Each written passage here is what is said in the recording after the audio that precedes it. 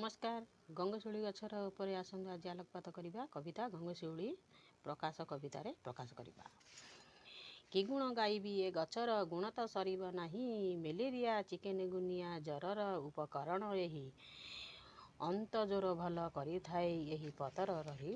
पूजा पाए सीए मंदिरे बाड़ी बगीचार थाए, आंटी भेक्टियार गुण अच्छी, आंटी आक्सीडेंट गुण अच्छी रही ता पाखरे, सुखिला आकाश दूर करई श्वास भल हुई, अर्स पाई तार मंजी लाभदायक सही, मंजी को चूर्ण करी गरम जल पीले उपकार अटई, गैस रोग दूर करई चर्म दूर करई, चर्म समस्या दूर करई, ए गछर फूल महू सहित खाइले बहु उपकारी अटई, भाइरस ठारू दूरेई रखे से डेंगू टाइफॉइड करई दूरे,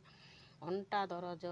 आंठू दरज दूर करई, रक्तचाप कम करई, रक्त सफा करी त्वचा को उज्जवल कराई,